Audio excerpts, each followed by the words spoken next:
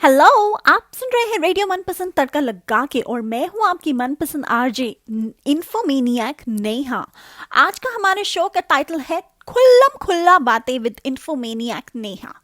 क्योंकि आप समझ ही गए होंगे, जी हाँ, पिछले हफ्ते एक बहुत ही दुखद घटना घटी है। ऋषि कपूर जी का निधन हो गया है 30 अप्रैल 2020 को। तो बहुत ज़्यादा हम जितने दुखी हैं, ऑफ कोर्स इरफान खान जी और फिर अगले ही दिन ऋषि कपूर जी।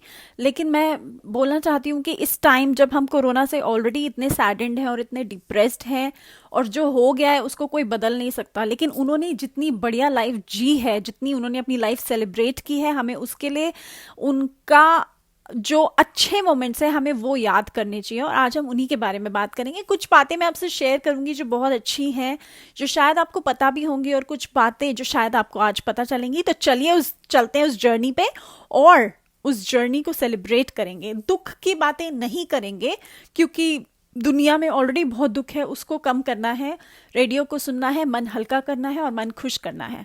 तो जिन लोगों के फेवरेट स्टार हैं वो, जैसे कि मैं हूं एक उनमें से सबसे बड़ी।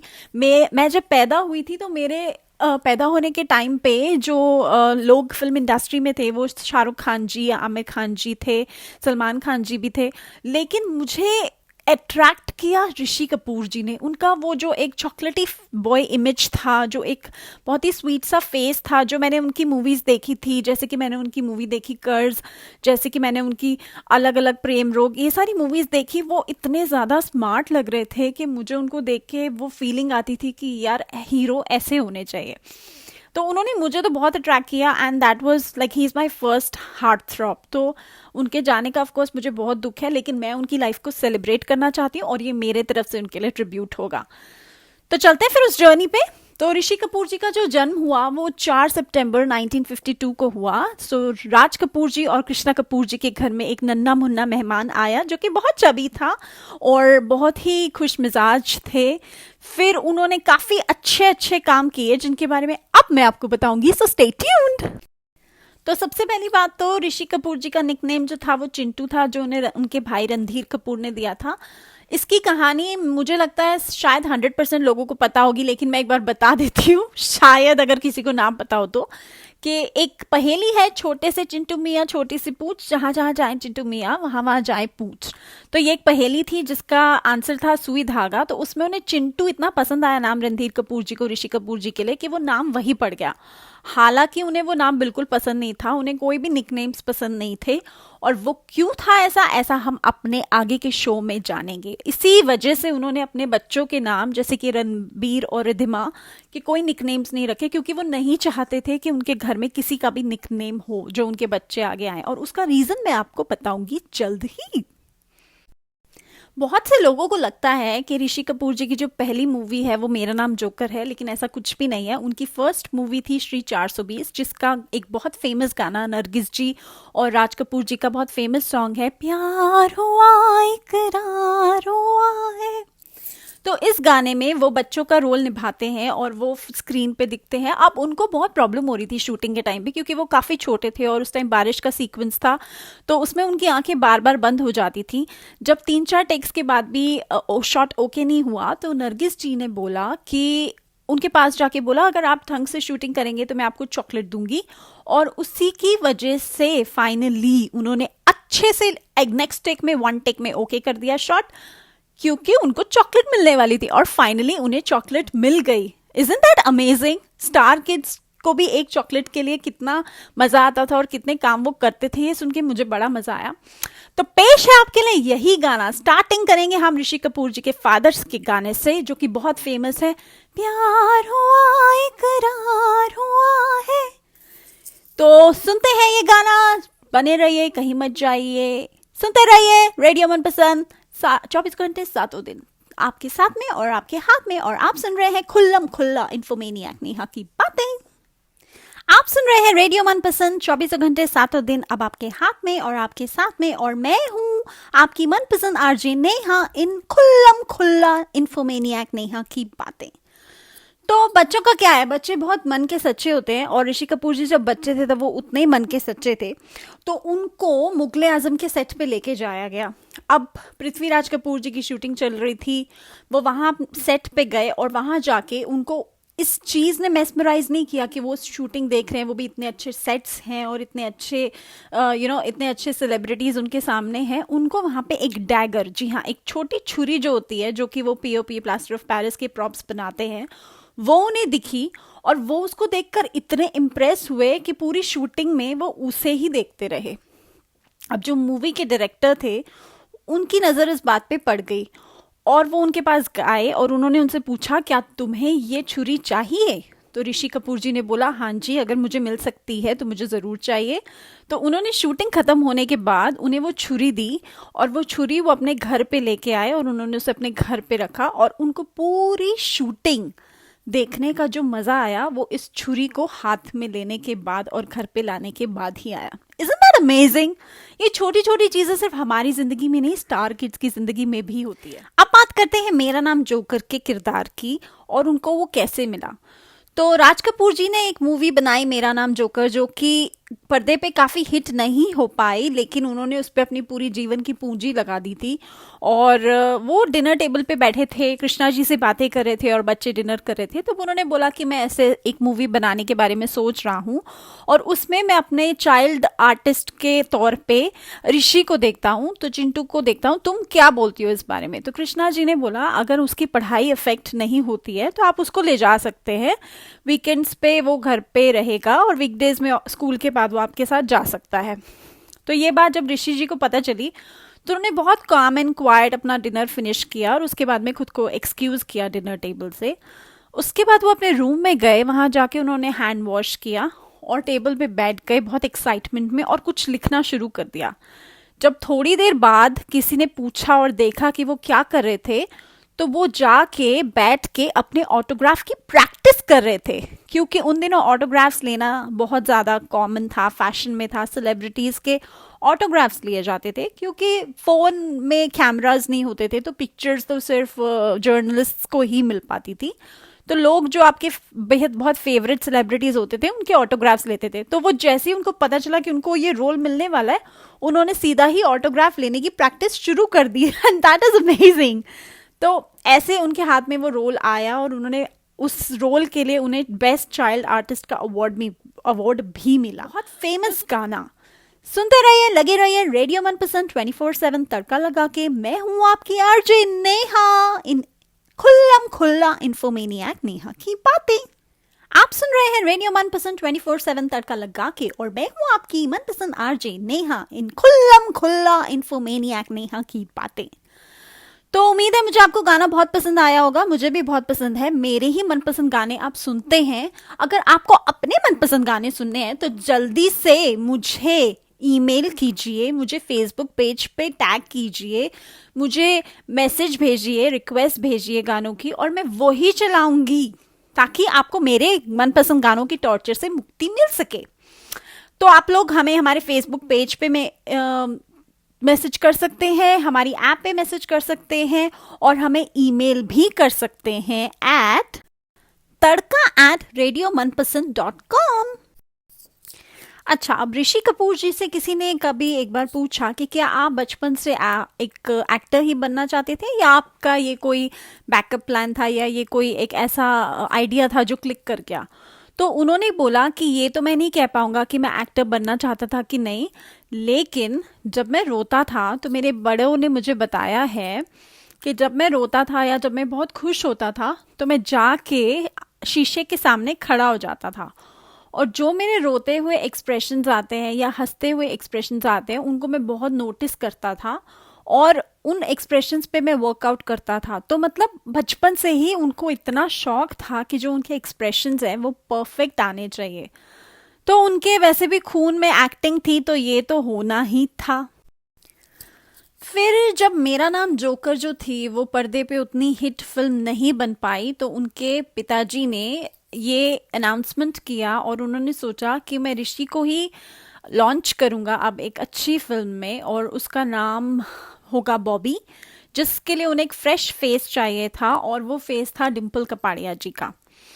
अब वो जो थी ये फीमेल ओरिएंटेड या फीमेल सेंट्रिक फिल्म थी, वो नारी के ऊपर थी, लेकिन बॉबी जब तक कंप्लीट हुई तब तक डिम्पल कपाड़िया जी ने राजेश खन्ना जी से शादी कर ली थी और उसका जो पूरा क्रेडिट है वो मिल गया था ऋषि कपूर जी को। ऋषि कपूर जी ये बात बोलते हैं कि वो मूवी एक फीमेल पे बेस्ड थी, लेकिन मुझे उसका पूरा क्रेडिट मिला क्योंकि सिर्फ उसका रीजन ये था कि डिम्पल कपाड़िया की शादी हो चुकी थी। अब बॉबी फिल्म का ये एक बहुत अमेजिंग गाना है, मैं शायर तो नहीं। तो ये गाने की कोरियोग्राफी होनी थी, ये गाने की शूटिंग होनी थी। तो ऋषि कपूर जी सेट पे आए और उन्होंने बोला कोरियोग्राफर कौन है। तो वहां पे उन्हें पता चला कि कोई कोरियोग्राफर एक्चुअली था ही नहीं। तो ऋषि कपूर जी राज कपूर जी के पास गए और वो उन्हें, जब से वो शूटिंग पे आना स्टार्ट हुए थे, वो उन्हें साहब कहते थे, राज साहब। वो उन्हें पापा नहीं कहते थे बिकॉज वो वर्क प्लेस थी और उन्हें ऑकवर्ड लगता था ये बोलना। तो जैसे सब लोग उनको राज साहब बोलते थे, वैसे ही वो भी उन्हें राज साहब कहते थे। तो उन्होंने उनसे पूछा कि राज साहब, कोरियोग्राफर तो मुझे दिख नहीं रहा है, तो कैसे होगा। तो उन्होंने बोला कि कोरियोग्राफर की कोई जरूरत नहीं है, तुम हो, तुम जाओ, जाके एक्टिंग करो, तुम्हें गाना सुनाई देगा, तुम उस पर जो करना चाहते हो वो करो और अपनी मर्जी से, अपने दिल से करो। और जब उनसे बाद में पूछा गया कि आपने ऐसा क्यों किया, आपने कोरियोग्राफर क्यों नहीं अरेंज किया, तो उन्होंने कहा कि पहले ही ऋषि कपूर जी से पहले इतने एस्टैब्लिश्ड, इतने जाने माने कलाकार थे कि अगर ऋषि कपूर जी कोरियोग्राफर देते और कोई भी स्टेप ऐसा हो जाता जो किसी और कलाकार ने किया है, तो उनके ऊपर वो टैग लग जाता कि वो उसकी मिमिक करते हैं। वो चाहते थे कि ऋषि कपूर जी का एक अपनी इंडिपेंडेंट आइडेंटिटी निकल के बाहर आए और वो जो करना चाहते हैं या जो भी हो वो ओरिजिनल हो। तो उस ओरिजिनलिटी को मेंटेन करने के लिए उन्होंने सेट पे कोई कोरियोग्राफर नहीं रखा। और आज जब हम ऋषि कपूर जी से सुनते थे कि वो एक्सपीरियंस कैसा था, तो वो ये कहते थे कि कोई कोरियोग्राफर नहीं था। अगर आप वो गाना आज ध्यान से देखेंगे तो उसमें एक्चुअली ऋषि कपूर जी के हाथ कहीं भी जा रहे हैं, वो कुछ भी कर रहे हैं, क्योंकि उन्हें बिल्कुल ही नॉलेज नहीं थी कि उस टाइम पे क्या करना चाहिए। बट आई थिंक ओरिजिनलिटी हमेशा अच्छी रहती है, और जब मैंने वो गाना बिना ये पता हुए देखा तो मुझे इस बात का बिल्कुल ख्याल नहीं आया। तो सुनते रहिए, लगे रहिए राज कपूर जी के बेटे ऋषि कपूर जी का यही गाना आपके लिए। हम सुन रहे हैं खुल्लम खुल्ला नेहा की बातें। आप सुन रहे हैं रेडियो मनपसंद 24/7 तड़का लगा के, और मैं हूं आपकी मनपसंद आरजे नेहा इन खुल्लम खुल्ला इन्फोमेनियक नेहा की बातें। अब आप सोच रहे होंगे मैं बार बार इसको खुल्लम खुल्ला क्यों बोल रही हूँ। इसलिए क्योंकि ऋषि कपूर जी ने अपनी ऑटोबायोग्राफी करी थी, उस किताब को उन्होंने लिखा था और उस किताब का नाम है खुल्लम खुल्ला। तो जब हम आज उनके बारे में बात करें तो हमें ये जरूर कहना चाहिए खुल्लम खुल्ला ऋषि कपूर जी की बातें इन्फोमेनियक नेहा के मुंह से। तो अब हम बात करते हैं ऋषि कपूर जी की एक ऐसी गर्लफ्रेंड की जिसके लिए वो बहुत ज़्यादा सीरियस थे। उनका अफेयर बॉबी मूवी के पहले से चल रहा था, और वो मूवी जब आई, तो जब वो मूवी बहुत हिट हो गई तो जो जर्नलिस्ट थे उन्होंने रूमर फैला दिए कि बॉबी की मूवी की हीरोइन डिम्पल कपाड़िया जी ऋषि कपूर जी को डेट कर रही हैं, जबकि ऐसा कुछ भी नहीं था। तो जो उनकी उस टाइम पे एक्टिव गर्लफ्रेंड थी विच वाज यास्मिन मेहता, वो उन्हें छोड़कर चली गई। उन्होंने उन्हें साफ साफ इनकार कर दिया कि ये रिश्ता आगे नहीं बढ़ सकता। सुनते हैं कि उसके वजह से उनको काफ़ी डिप्रेशन भी हुआ था और उन काफ़ी परेशान भी हुए थे। लेकिन जैसा कि शोमैन ने खुद बोला है, उनके फादर ने, the show must go on. तो बात आगे बढ़ी और आगे हम सब जानते हैं कि उनका अफेयर हुआ नीतू सिंह जी से और उनकी शादी हुई। वो कैसे हुई वो भी मैं आप लोगों को बताऊंगी। तो फिलहाल तो मुझे एक और बात अच्छी याद आई कि उन्हें चिंटू नाम क्यों नहीं पसंद था। एक बार वो अपनी शूटिंग कर रहे थे एक मूवी की जिसमें रमेश सिप्पी जी डायरेक्टर थे। मूवी का नाम है सागर, उसमें कमल हासन जी भी थे। तो जब शॉट रेडी हुआ तो उन्होंने अपने स्पॉट बॉय को बोला, रमेश सिप्पी जी ने, कि जाके कमल जी से बोलो कि शॉट रेडी है। और उन्होंने ये भी बोला कि चिंटू को भी बोल के आओ, चिंटू को बुला के लाओ, उसको कहो कि शॉट रेडी है। तो जब उन्होंने उनसे पूछा चिंटू जी ने कि आपने ऐसे क्यों बोला, वो तो मुझसे भी 4-5 साल छोटा है, तो उन्होंने बोला क्या करूं मैं, चिंटू नाम सुन के अंदर से रिस्पेक्ट या जी निकलता ही नहीं है। उसी टाइम उन्होंने डिसाइड किया, जैसा कि मैंने आपको बताया, कि मेरे बच्चों का नाम जो है वो निक नेम तो नहीं होगा, ताकि जी हमेशा बरकरार रहे। एक बहुत अच्छा रूमर भी आया था कि जो एक रिंग थी जो ऋषि कपूर जी ने डिम्पल कपाड़िया जी को दी थी, वो रिंग राजेश खन्ना जी ने जुहू बीच पे पानी में, समुंदर में फेंक दी थी जब उन्होंने डिम्पल कपाड़िया जी को प्रपोज किया था। तो ये हेडलाइंस ऐसे बन के आई जैसे कोई बहुत बड़ी बात है, जबकि असली बात ये थी कि वो रिंग यास्मिन मेहता उनकी एक्स गर्लफ्रेंड ने उनको दी थी, उनको पहनाई थी। और वो एक नॉर्मल रिंग थी जो कि वो हमेशा पहने रखते थे, जिसको मजाक मजाक में डिम्पल कपाड़िया जी उनसे उतरवा के पहन लेती थी।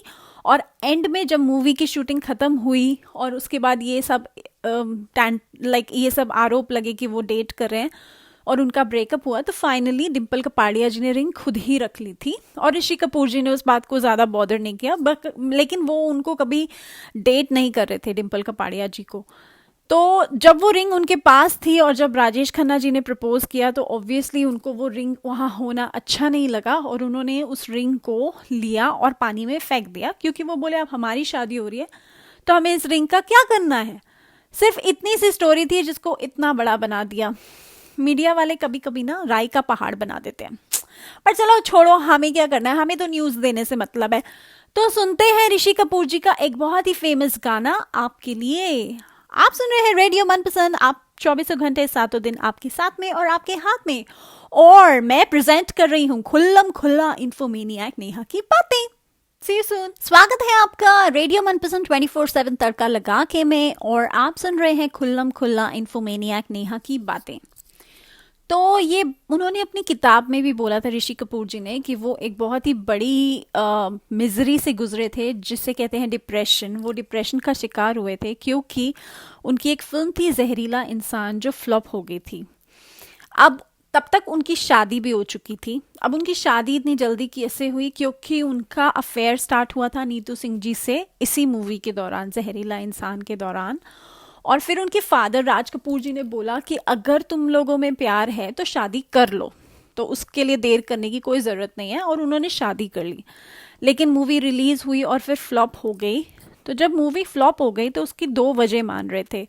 पहली चीज़ तो वो ये समझ रहे थे कि जो मूवी है वो नीतू सिंह जी की एक्टिंग ज़्यादा अच्छी थी, इसलिए उन्हें इतना क्रिटिक उन्हें उनकी तारीफ नहीं की, क्योंकि नीतू सिंह जी की एक्टिंग बहुत अच्छी थी। और नीतू सिंह जी उस टाइम प्रेग्नेंट भी थी जब मूवी फ्लॉप हुई थी। तो पहली चीज़ तो वो नीतू सिंह जी को ब्लेम कर रहे थे, और दूसरी चीज़ जो थी वो बोल रहे थे कि ये मूवी मैंने जब की तब मुझे बहुत अच्छी लगी थी, स्क्रिप्ट बहुत अच्छी थी, लवर्स मिलते हैं, लेकिन थोड़ा सा जो उनका रोल था वो थोड़ा अग्रेसिव था। तो वो बोले कि मुझे सब कुछ सही लगा था लेकिन मूवी फ्लॉप हो गई, तो मैंने सोचा नहीं था कि मूवी फ्लॉप होगी। तो फ्लॉप होने के बाद उनको एक इतना ज़्यादा एक आप बोलिए पैनिक अटैक्स आने लगे, या वो इतना स्टेज फियर या इतना लोगों का उनको फियर हो गया कि जब वो बाकी के जो उनके प्रोजेक्ट्स चल रहे थे, तो जब वो जाते थे शूटिंग करने के लिए, तो उन्होंने बताया अपने इंटरव्यूज़ में कि जब वो गाड़ी में बैठे होते थे और उन्हें लोग दिखते थे तो वो गाड़ी की पिछली सीट पे, बैक सीट पे वो लेट जाते थे, ताकि कोई इंसान उन्हें ना देखे और वो किसी इंसान को ना देखें। क्योंकि अगर कोई भी उन्हें आके क्रिटिकली बोलेगा, उनका क्रिटिक होगा, उनको बोलेगा कि आपकी मूवी अच्छी नहीं है, तो वो उसको झेल नहीं पाएंगे। तो हर इंसान को डिप्रेशन होता है, उन्हें भी हुआ और वो उससे बहुत सक्सेसफुली निकले। उन्होंने 4-5 हफ्ते तक ये झेला और फिर उनकी वाइफ ने और उनके फैमिली ने उन्हें काफ़ी सपोर्ट किया। और वो ये भी बोलते हैं कि मेरी जो वाइफ है वो, मैं उसको ब्लेम करता रहा but she was a real support in my life, और उसकी वजह से ही मैं उस डिप्रेशन से बाहर आया। उसके बाद में एक मूवी आई कभी कभी। अब तब तक ऋषि कपूर जी भी फेमस हो गए थे और उन्होंने खुद ऐसा अपनी किताब में लिखा है कि वो एक नखरेबाज, एक बहुत ही बिगड़ैल इंसान बन चुके थे। तो जब उनके पास कभी कभी के डायरेक्टर आए यश चोपड़ा जी, और उन्होंने उनको उनका रोल बताया, तो उन्होंने बोला कि मुझे नीतू सिंह का रोल करना है, क्योंकि मुझे लगता है नीतू सिंह का रोल ज़्यादा पावरफुल है और ज़्यादा प्रोमिनेंट है स्क्रीन के लिए, तो आप मुझे नीतू सिंह का रोल दीजिए। ऑब्वियसली जो यश चोपड़ा जी थे वो इस बात को लेके काफ़ी कंफ्यूज हो गए कि ये कैसे हो सकता है, नीतू सिंह का रोल तुम नहीं कर सकते हो। और दैट्स व्हेन ये हुआ कि उनका जो रोल था वो उन्होंने मना कर दिया था। लेकिन फिर कास्टिंग जब फाइनलाइज हो रही थी तो शशि कपूर जी भी उस मूवी के लिए सिलेक्ट हुए, और फिर उन्होंने चिंटू जी को समझाया कि ये मूवी इंपॉर्टेंट है और अच्छी है, और इसमें तुम्हें इनसिक्योरिटी अमिताभ बच्चन से जो हो रही है, जो कि उन्हें हो रही थी क्योंकि वो भी एक बहुत ही पावरफुल एक्टर थे, और जो नीतू से हो रही है उसको छोड़ो और तुम्हारा रोल भी बहुत इंपॉर्टेंट और अच्छा है। और तब जाके उनके हिस्से में वो मूवी आई।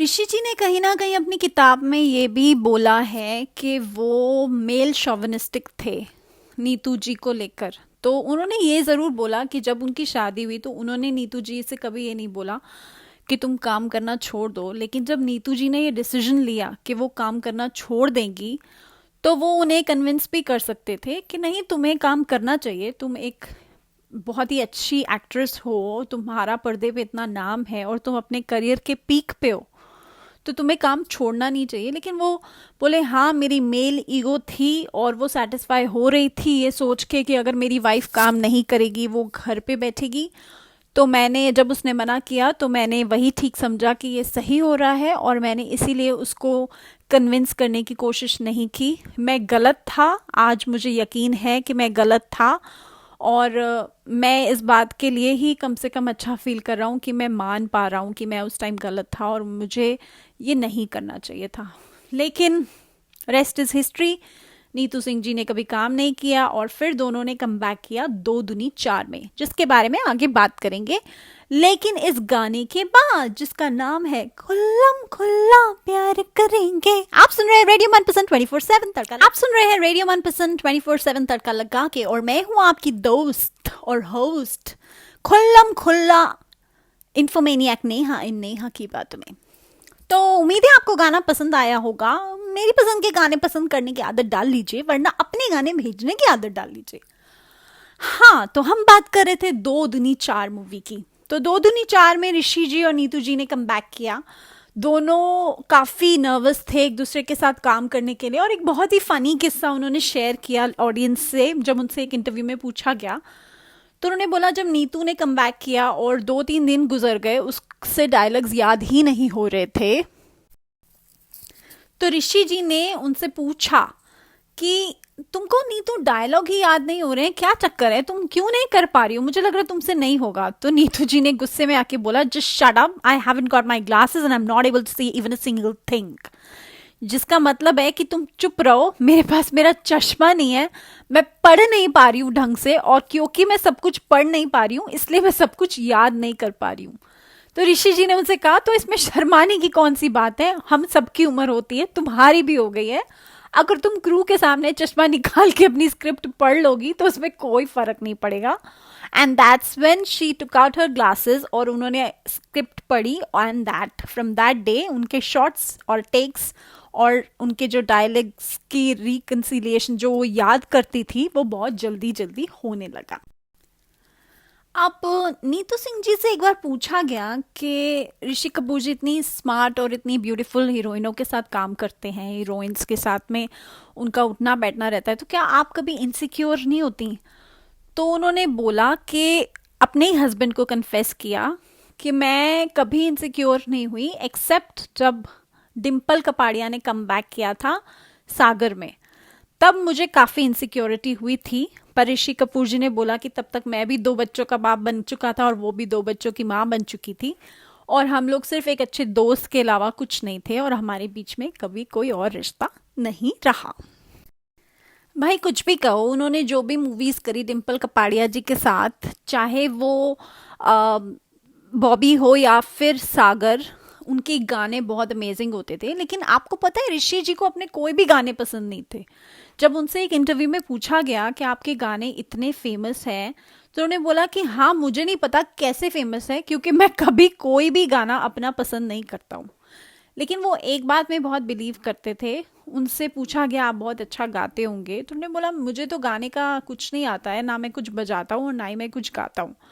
तो उनसे बोला गया कि लेकिन आप तो हमेशा कोई ना कोई इंस्ट्रूमेंट लेके ही आते हैं मूवीज़ के जो सॉन्ग्स होते हैं उसमें, और आप जब गाना जब स्क्रीन पे आता है तो आपको देख के ऐसा लगता है कि आप गा रहे हैं। तो उन्होंने बोला, हम एक्टर्स का काम ही यही होता है, हमें एक्टिंग करनी है, गाना तो गा दिया है, अब आपको गाना सुनना भी है। आप गाना सुनिए, अगर वो गाना हाई पिच का है तो आपकी गले की नसें दिखनी चाहिए ऑडियंस को, ये लगना चाहिए कि आप सच में गाना गा रहे हैं, क्योंकि अगर आप अपने सिर्फ होठ हिलाते हुए नजर आएंगे तो वो कन्विंस नहीं हो पाएंगे कि आप गाना गा रहे हैं। और यही एडवाइस एक बार उन्होंने रणबीर को भी दी, क्योंकि रणबीर का एक बार उनके पास कॉल आया रॉकस्टार के दौरान, और रणबीर ने उनसे पूछा कि मुझे गाना गाना है और मैं बहुत नर्वस हूँ, मुझे गाने का शॉट देना है, तो आप अगर मुझे कुछ एडवाइस देना चाहें। तो उन्होंने यही कहा कि बेटा अगर तुम्हें गाना गाना है तो तुम्हारे लिए तुम्हारे एक्सप्रेशंस और तुम्हारे गले पे वो नज़र आना बहुत ज़रूरी है। और रणबीर ने ऑफ कोर्स उनकी एडवाइस बहुत अच्छे से ली और उनके गानों में रॉकस्टार के और उनके एक्टिंग में वो नज़र आ गया। तो सुनते हैं ऋषि कपूर जी का ये गाना सागर मूवी का, सागर किनारे। आप सुन रहे हैं रेडियो मनपसंद 24/7 तड़का लगा के, और मैं हूं आपकी मनपसंद आरजे नेहा, इन खुल्लम खुल्ला नेहा की बातें। आप सुन रहे हैं रेडियो मनपसंद 24/7 तड़का लगा के, और मैं हूं आपकी दोस्त और आपकी होस्ट इन खुल्लम खुल्ला इन्फोमेनियक नेहा की बातों में। तो हम सागर मूवी की बात कर रहे थे, उससे मुझे एक और अच्छी कहानी, एक अच्छा किस्सा याद आया। सागर की जो मूवी की जो शूटिंग थी वो बहुत ज़्यादा शूटिंग नाइट में हुई है, रात की मूवी थी। तो जब वो शूटिंग हो रही थी तो ऋषि कपूर जी को पीने का बहुत शौक था, बहुत रंगीन मिजाज के थे और पीने के बहुत शौकीन थे। तो पूरी रात तो वो शूटिंग करते थे, और जब वो घर आते थे तो उनको दिखता था कि उनके बच्चे स्कूल जा रहे हैं, तो उनको ऐसा फील होता था कि जैसे कि वो यूएस में रहते हैं। उनका टाइम जोन बिल्कुल उल्टा हो गया था, वो नॉकटर्नल यानी कि रात में जागने वाले इंसान बन गए थे। तो पूरा दिन वो सोते थे और उनके पास कुछ करने के लिए नहीं होता था, और पूरी रात वो काम करते थे। अब उनका पीने का शौक, जब उन्होंने पूरा रात काम किया है तो वो उसको सेलिब्रेट करने के लिए जब वो अपने घर आते थे उससे पहले वो पी के, मतलब सुबह 6 बजे शूटिंग खत्म हुई है क्योंकि दिन हो गया है, तो सुबह 6 बजे बोतल खुलती थी और 4-5 पेग जिसे कहते हैं वो लगाते थे, और उसके बाद वो घर आते थे। और उनका एक्सक्यूज ये था कि भाई अगर पूरी रात, जिसे पूरा दिन भी कह सकते हैं, इंसान ने काम किया है तो क्या वो थोड़ा एंजॉयमेंट भी ना करे। एक बहुत ही बड़ा कंट्रोवर्शियल रेवलेशन यानी कि खुलासा जो ऋषि कपूर जी ने अपनी बुक में किया है वो है कि उन्होंने अवार्ड खरीदा था। उन्होंने साफ साफ अपनी बुक में बोला है कि उन्होंने अवार्ड खरीदा था, और इसके बारे में अभी हम और चर्चा करेंगे, लेकिन एक छोटे से गाने के ब्रेक के बाद। तो सुनते हैं ऋषि कपूर जी का ये गाना। आप बने रहिए रेडियो मनपसंद 24/7 तड़का लगा के, अब आपके हाथ में और आपके साथ में 24 घंटे 7 दिन। और आप सुन रहे हैं इन्फोमेनियक नेहा की बातें, और खुल्लम खुल्ला बातें हो रही हैं अभी, तो कहीं मत जाइए, बने रहिए हमारे साथ। आप सुन रहे हैं रेडियो मनपसंद 24/7 तड़का लगा के, और मैं हूं आपकी आरजे इन्फोमेनियक नेहा, और हम सुन रहे हैं खुल्लम खुल्ला इन्फोमेनियक नेहा की बातें। तो मैंने आपको बताया जाने से पहले कि ऋषि कपूर जी ने अवार्ड खरीदा था। जी हाँ, जब बॉबी मूवी आई तो वो काफ़ी इनसिक्योर हो गए थे, क्योंकि एक और मूवी आई थी जंजीर जो कि अमिताभ बच्चन जी की थी, और उसमें उनकी एक्टिंग इतनी शानदार थी कि उसके लिए उन्हें अवार्ड मिलना ही चाहिए था। अब एक आदमी थे तारकनाथ गांधी नाम के, जिन्होंने उनके पास आके बोला कि अगर आपको अवार्ड चाहिए तो आप मुझे 30,000 रुपये दीजिए और मैं आपको अवार्ड दिलवा सकता हूँ। अब बॉबी जी नए थे, नया नया पैसा आया था, नया नया फेम आया था, तो उन्होंने सोचा कि ठीक है 30,000 जाएंगे लेकिन अवार्ड तो आ ही जाएगा। और उस टाइम पे उन्होंने अवार्ड खरीदा, जिसकी वजह से उनके और अमिताभ बच्चन जी के बीच में एक कोल्ड वॉर या डिफरेंसेस जो भी बोल दीजिए वो आ गए थे, क्योंकि अमिताभ बच्चन जी उनके इस डिसीजन से, अब अंदर की बातें हो या बाहर की, अमिताभ बच्चन जी तो अपने लिए अवार्ड एक्सपेक्ट कर रहे थे और उन्होंने बहुत मेहनत भी की थी, लेकिन जब वो नहीं मिला और जब वो उन्हें मिला तो वो समझ गए कि कुछ ना कुछ गड़बड़ तो हुई है, और तब उन लोगों के बीच में कोल्ड वॉर स्टार्ट हो गई थी, जो कि जिसका असर कभी कभी की शूटिंग सेट्स पे भी देखने को मिलता था। अब ऋषि जी और नीतू जी की वेडिंग कैसे हुई? तो नीतू जी ने ऋषि जी को डेट करना शुरू कर दिया था 14 साल की उम्र में। उनकी पहली मूवी जहरीला इंसान के बाद ऋषि जी शूटिंग पे नीतू जी को परेशान करते थे, उनके साथ मस्ती करते थे, और वो उन्हें बहुत पसंद था। पर ऋषि जी अपेरेंटली एक ऐसे इंसान भी थे कि उनकी जो एक्स गर्लफ्रेंड्स थी उनके साथ जो उनकी कुछ लड़ाई झगड़े होते थे तो वो नीतू जी के पास ही जाते थे, अपने जो सजेशंस हैं एज अ फ्रेंड उनसे ही लेने जाते थे और वही उन्हें देती थी। लेकिन फिर वो एक मूवी की शूटिंग के लिए आउटडोर शूट पे गए, लाइक इंटरस्टेट गए, और वहाँ पे उस टाइम पे तो टेलीग्राम्स ही होते थे ऑफ कोर्स। तो नीतू जी अलग जगह शूटिंग करी थी, तो ऋषि जी ने उनको एक टेलीग्राम भेजा जिसपे लिखा था, सिखड़ी तू बहुत याद आती है। वो टेलीग्राम जब नीतू जी को शूटिंग पे ही मिला तो वो इतनी खुश हो गई कि उन्होंने पूरे शूटिंग के क्रू को वो टेलीग्राम पढ़वाया और बोला कि देखो वो मुझे अभी भी मिस कर रहा है। और वहां से उनका जो इश्क था वो परवान चढ़ना शुरू हुआ और द रेस्ट इज हिस्ट्री। फिर उनकी शादी हो गई क्योंकि राज कपूर जी चाहते थे कि अगर प्यार है तो शादी भी कर लो। और फिर उनके दो अच्छे अच्छे बच्चे हुए, रिद्धिमा और रणबीर। और रिद्धिमा मैरिड है और उनका अपना बिजनेस है, और रणबीर तो हम सब जानते ही हैं वो एक बहुत अच्छे प्रोक्लेम्ड एक्टर है। वैसे ऋषि नीतू की वेडिंग से एक और बात याद आई मुझे। आप लोगों को पता है जब नीतू जी और ऋषि जी की वेडिंग हुई तो दोनों ही अपनी वेडिंग के डे पे बेहोश हो गए थे। नहीं नहीं, इसलिए बेहोश नहीं हुए थे कि उनकी क्या बोलेंगे हम, कि उनकी मर्जी के बिना शादी हो रही थी, क्योंकि उनकी तो लव मैरिज थी जो उनकी मर्जी से हो रही थी। ऋषि जी तो इसलिए बेहोश हो गए थे क्योंकि जैसे वो घोड़ी पे चढ़े तो वहां पर इतना क्राउड था, इतनी भीड़ थी कि वो भीड़ से सफोकेट हो गए और वो बेहोश हो गए।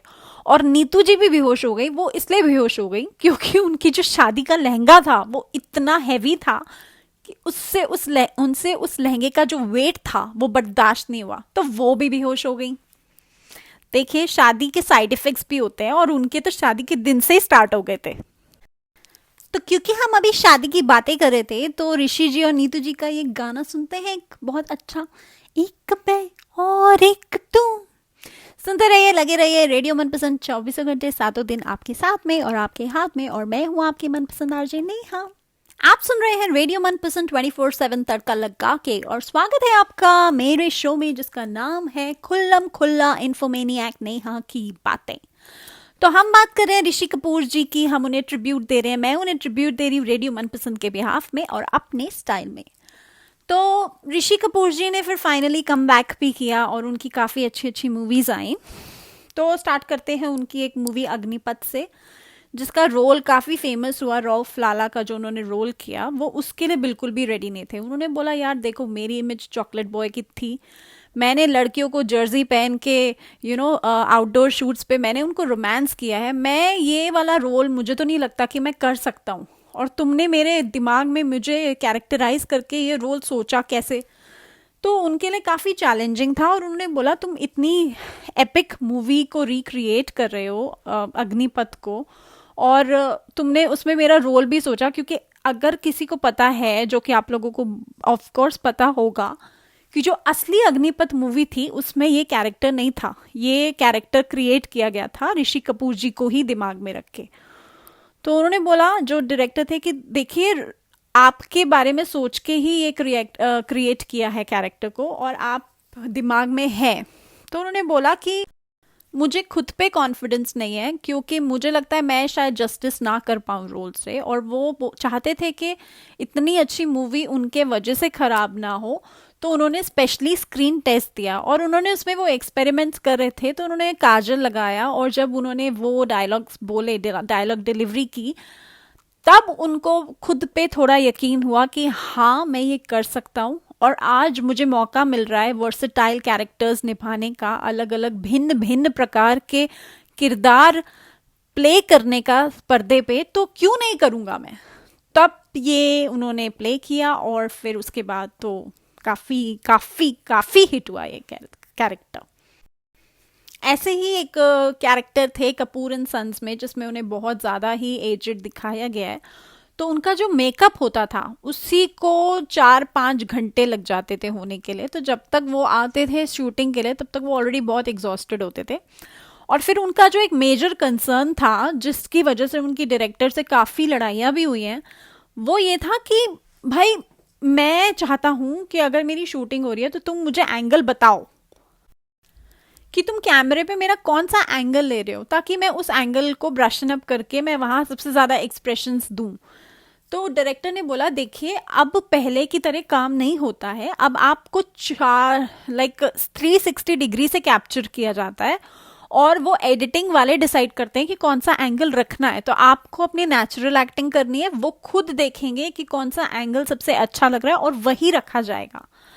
तो वो कन्विंस नहीं थे और उनका इस बात को लेके काफ़ी क्लैशेस हुए during the making of the film. लेकिन जब मूवी बन गई तब उन्होंने ये रियलाइज़ किया कि आज की टेक्नोलॉजी डिफरेंट है और जो डायरेक्टर ने कहा और किया वो ही सही था।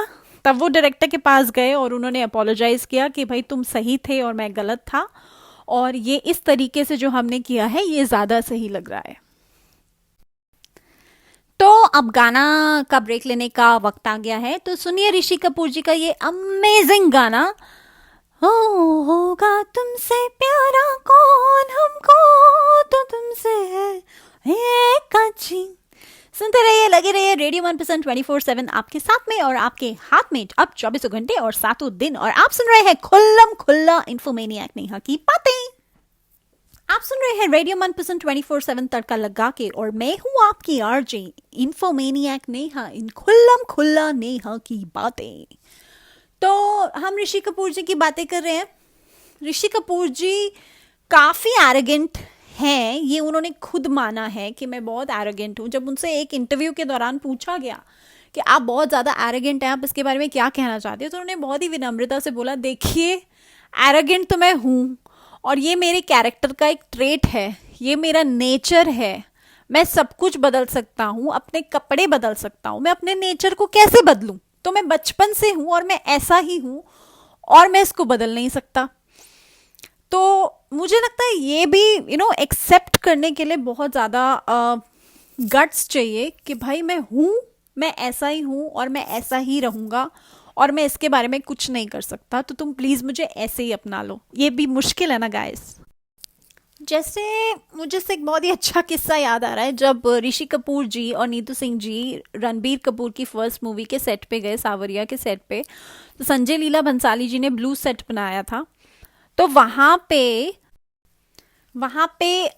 हर तरीके से और हर जगह से कुछ ना कुछ लेके डाला गया था। जैसे वेनिस की लेक्स थी और अलग अलग जगह के अलग अलग स्पेशलिटी थी। तो ऋषि जी जो बिल्कुल आउटस्पोकन और बिल्कुल स्ट्रेट फॉरवर्ड है, उन्होंने नीतू जी को बोला, ये कैसा सेट है, ऐसा सेट कहाँ पे होता है, ये क्यों ऐसे सेट बनाया है इन्होंने, मुझे तो कुछ समझ नहीं आ रहा। तो नीतू जी ने उनको पिंच किया और बोला, तुम्हारा दिमाग खराब हो गया है क्या?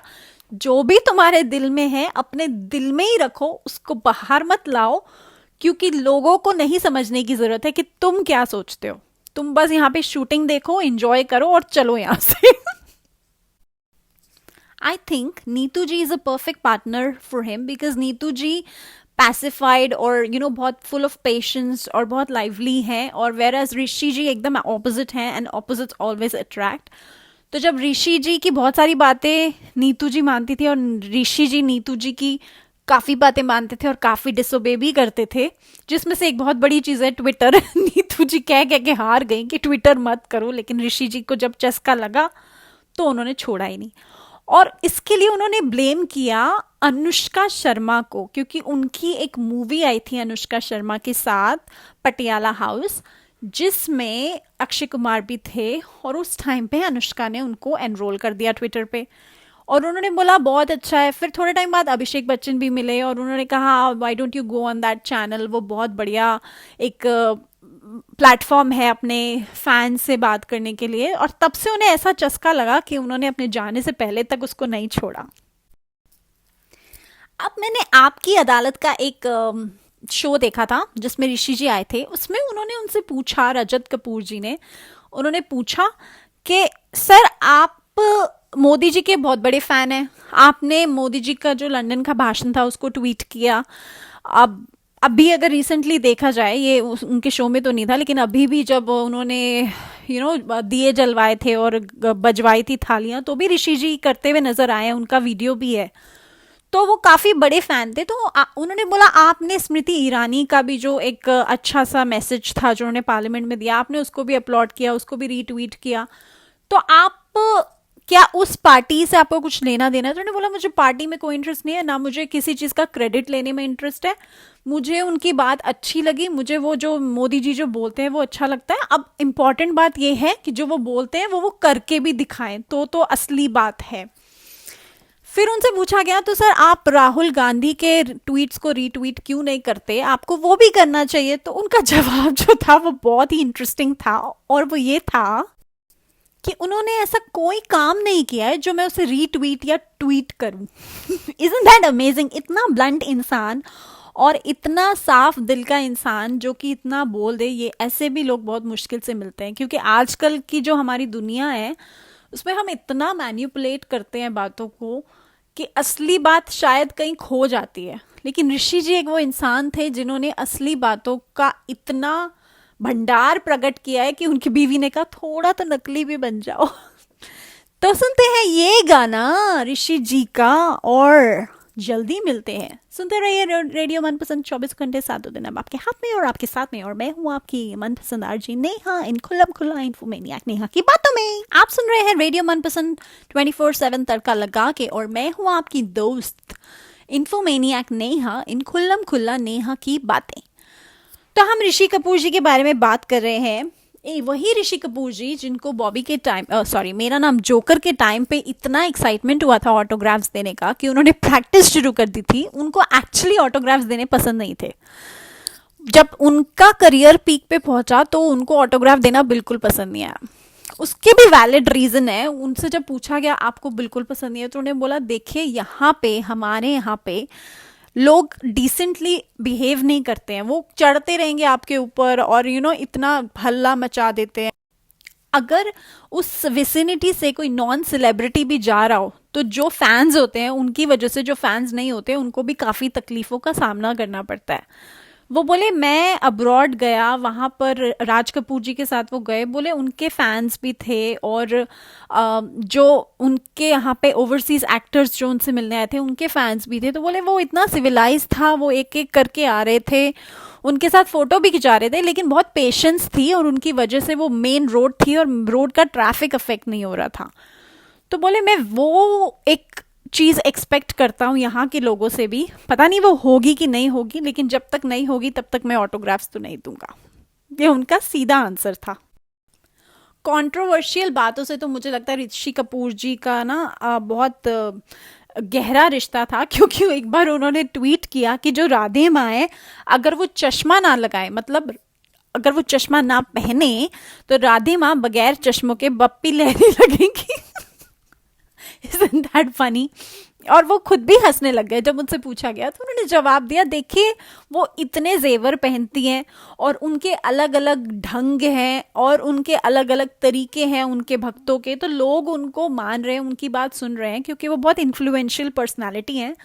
पर अगर एक्चुअली आप उन्हें बिना चश्मे के देखें तो लाल ड्रेस और इतने जेवरों में मुझे तो वो बप्पी लहरी की जैसी ही लगती है। उनकी सबसे बड़ी कंट्रोवर्शियल बात थी जब उन्होंने ट्वीट कर दिया कि इंडिया में जितने भी एयरपोर्ट्स हैं या फिर रोड्स हैं वो गांधी फैमिली के नाम पे क्यों है, कोई और भी तो नाम हो सकता है। तो जब उनसे इस बारे में क्रॉस क्वेश्चनिंग की गई तो उन्होंने बोला देखिए मुझे गांधी फैमिली से कोई प्रॉब्लम नहीं है। इनफैक्ट जो उनके एंसेस्टर्स थे वो गांधी फैमिली के काफ़ी क्लोज थे और वो आज भी हैं, लेकिन वो खुद भी आज उनके काफ़ी क्लोज हैं। लेकिन वो बोलते हैं कि ऐसा नहीं है कि हमारे इंडिया में और कोई इतना ज़्यादा पावरफुल इंसान या फिर और कोई सैक्रिफाइस किसी ने नहीं किया हो, जैसे कि भगत सिंह है, लोकमान्य तिलक है, अंबेडकर जी हैं। तो बोले उनके नाम पे भी तो कुछ चीज़ें होनी चाहिए ना, हर चीज़ में आप गांधी फैमिली को नहीं घुसा सकते। और उन्होंने ये भी बताया कि दिल्ली में ही अगर आप काउंट करें तो 65 ऐसी जगह हैं और ऐसे एयरपोर्ट और रोड्स हैं जो कि गांधी फैमिली के नाम पे हैं। तो वो बोले या तो उसको चेंज करो और कुछ ऐसे इंसान का नाम डालो। तो उनसे पूछा गया कि आप चाहते हैं कि आपका नाम डले क्योंकि आप भी बहुत ही या फिर अमिताभ बच्चन जी जैसे। तो बोले मैं ये नहीं बोल रहा हूँ कि फिल्म इंडस्ट्री का नाम डालो, मैं ये बोल रहा हूँ कि जिन्होंने, अगर आप फिल्म इंडस्ट्री का नाम डालो इट्स गुड, जो लोग इन्फ्लुएंशियल हैं आप हर एक फील्ड में, डॉक्टर्स की फील्ड में, साइंटिस्ट की फील्ड में, फ्रीडम फाइटर्स की फील्ड में, हर फील्ड में आप उनके बारे में सोचिए। पॉलिटिकल पार्टीज की फील्ड में हर एक को चांस देना चाहिए, क्योंकि हमारे यहाँ पे अब्दुल कलाम सर जैसे लोग भी हुए हैं पॉलिटिक्स में जिनको बहुत रिस्पेक्ट हर जगह मिली है। तो व्हाई नॉट ए मेमोरियल और अ रोड और any airport under his name. तो मुझे तो आई थिंक उनका ये सजेशन बहुत अच्छा लगा था, मुझे किसी पार्टी के वजह से नहीं लगा था, पर मुझे वैसे ही ये सजेशन अच्छा लगा था। आप लोग भी बताइएगा अगर आपको अच्छा लगा हो तो हम लोगों को ईमेल या फिर फीडबैक दे के। तो सुनते हैं ये गाना ऋषि कपूर जी का। आप सुन रहे हैं रेडियो मनपसंद 24/7 तड़का लगा के, और मैं हूँ इन्फोमेनियक नेहा, इन खुल्लम खुल्ला इन्फोमेनियक नेहा की बातों में। आप सुन रहे हैं रेडियो मनपसंद 24/7 तड़का लगा के, और मैं हूँ इन्फोमेनियक नेहा, इन खुल्लम खुल्ला नेहा की बातें। तो अब हम अपने लास्ट सेगमेंट में पहुंच गए हैं, और यहाँ पे हम थोड़ी सी डिस्कशन करेंगे ऋषि जी और नीतू जी के रिलेशनशिप के बारे में, और उनकी प्रॉब्लम के बारे में, उनकी डिजीज़ के बारे में, और हम अपने शो को वाइंड अप करेंगे उनको एक ट्रिब्यूट गाना उनको डेडिकेट करने के बाद। तो ऋषि जी और नीतू जी का जो रिश्ता था, नीतू जी ने भी ये माना है कि उनका रिश्ता has always been like a Tom and Jerry thing. हमेशा उनकी बहुत बहस होती थी। Every day she use to feel कि वो घर छोड़ के चली जाएं। इनफैक्ट ऋषि जी की मदर कृष्णा जी ने भी नीतू जी को बोला था कि मैं तुझे रोज़ एक अवार्ड देना चाहती हूँ, क्योंकि तू मेरे बेटे के साथ रह रही है और तू उसको रोज़ झेल रही है। और ऐसा भी हुआ है कि नीतू जी कई बार घर छोड़ के गई हैं, और फिर ऋषि जी उनको कन्विंस करके वापस ले आए हैं। एक बार तो नीतू जी ने डोमेस्टिक वायलेंस का केस भी फाइल किया था, लेकिन ऋषि जी ने उन्हें मना लिया। एंड गलतियां तो सबसे होती हैं, एंड आई होप कि आगे गलती नहीं हुई, इसीलिए नीतू जी नहीं गई। तो वैसा उनका रिलेशनशिप था, काफ़ी इंटरेस्टिंग भी था, एक्साइटिंग भी था, ऑपोजिट्स अट्रैक्ट वाला सीन भी था। तो हर किसी का अपना रिलेशनशिप की जर्नी होती है, और उनका इस तरीके का था। और 2018 में अनफॉर्चुनेटली ये निकला कि उनको कैंसर है, उनको बोन मैरो कैंसर डिटेक्ट हुआ। और उन्होंने जब रणबीर आए घर पे तो उन्होंने रणबीर को बताया, तो Ranbir he broke down in tears. वो भी बहुत शैटर्ड हो गए और वो बहुत दुखी हुए, और वो बोले कि 1 घंटे तक 2 घंटे तक तो वो रोते ही रहे। और उसके बाद में उन्होंने अपनी मदर से बोला कि वॉट एवर इट इज़, हमको ये करना ही चाहिए, हमको इस बारे में कुछ तो करना चाहिए और जल्दी करना चाहिए। और उन सब ने मिलके ये डिसीजन लिया कि वो न्यूयॉर्क जाएंगे ऋषि जी, और वो नेक्स्ट डे की फ्लाइट उन्होंने ली, और वो और नीतू जी न्यूयॉर्क में रहे 1 साल। सारा 1 साल तक उन्होंने ट्रैवल भी नहीं किया। उनके सिटिंग्स होते थे वहाँ पे, जो ट्रीटमेंट था उसके। वो बोले हमने 1 साल तक प्लेन में नहीं बैठा, इतना तो ज़िंदगी में पहली बार मैं इतने लंबे समय तक प्लेन में नहीं बैठा हूँ या कहीं गया नहीं हूँ, और मेरा ट्रीटमेंट चल रहा है। वो चाहते तो वो अपने ट्रीटमेंट के बीच में जो सिटिंग्स के बीच का टाइम था वो आ सकते थे, लेकिन वो इसलिए नहीं आए क्योंकि वो और उनकी फैमिली ये नहीं चाहते थे कि उनका अननेसेसरी एग्जर्शन हो, और वैसे भी वो चांसेस नहीं चाहते थे क्योंकि इतनी बड़ी बीमारी थी। और वो ये नहीं चाहते थे कि भाई अगर कल को कोई भी प्रॉब्लम हो तो वो डॉक्टर्स के पास नहीं है। ऋषि जी ने एक बार ये भी बोला था कि उनको इंडियन डॉक्टर्स पे पूरा भरोसा था, और वो इंडिया उनकी प्रेफरेंस थी इलाज कराने के लिए। बॉम्बे में वो चाहते थे, लेकिन वहाँ के डॉक्टर्स ने बोला कि इट्स बेटर कि आप वहाँ चले जाइए, क्योंकि वहाँ पे आपको ज़्यादा अच्छी केयर मिलेगी। इसीलिए वो न्यूयॉर्क गए। और ऋषि जी ने एक बहुत अच्छी बात जो बोली थी वो ये थी कि वो उनके जो फादर थे राज कपूर जी, उनके साथ ज़्यादा टाइम स्पेंड नहीं कर पाए क्योंकि वो बहुत बिजी रहते थे अपने काम में। तो उन्होंने उसी टाइम पे ये डिसाइड कर लिया था कि मैं अपनी वाइफ और अपने बच्चों के साथ पूरा टाइम बिताऊंगा। इसीलिए वो हमेशा संडे की छुट्टी रखते थे, और साल में 1 महीने की छुट्टी के लिए आउटडोर वेकेशन पे जाते थे। तो इज़न्ट दैट ग्रेट? मतलब आप इतना बिजी रहते हो तो आपको 1 साल में 1 महीने की छुट्टी फैमिली के साथ तो मनानी चाहिए। और उन्होंने उस चीज़ को किया, और उन्होंने बोला कि आई होप रणबीर भी इस ट्रेडिशन को आगे बढ़ाए, और वो भी अपने आगे बच्चों के लिए ऑफ कोर्स ये करे, अपनी फैमिली को टाइम दे। और फिर फाइनली 2018 में उनका कैंसर था, उसका इलाज चल रहा था, और अभी 30 अप्रैल को वो नहीं रहे। उनकी कुछ दिन पहले तबीयत ख़राब हुई और उनको हॉस्पिटल में एडमिट किया गया। वहाँ पे उनका एक वीडियो भी बहुत वायरल हुआ जिसमें वो एक डॉक्टर के साथ, एक डॉक्टर गाना गा रहे हैं और वो उनको काफ़ी आशीर्वाद दे रहे हैं। वो डॉक्टर पता नहीं कहाँ से आए, ऑफ कोर्स वो उसी हॉस्पिटल में थे, और लास्ट टाइम पे ऋषि जी का आशीर्वाद लेके चले गए। उनका काफ़ी वीडियो भी वायरल हो गया। वो लास्ट वीडियो जो मैंने देखा उसमें भी ऋषि जी उतने ही लाइवली और उतने ही जिंदा दिल लग रहे हैं, बस उनको बोलने में तकलीफ हो रही थी जो कि देखा नहीं जा रहा था। लेकिन जो आया है उनको जाना भी पड़ेगा। बहुत हार्ड और बहुत ही टफ रियलिटी है, बहुत ही मुश्किल है ये बोलना।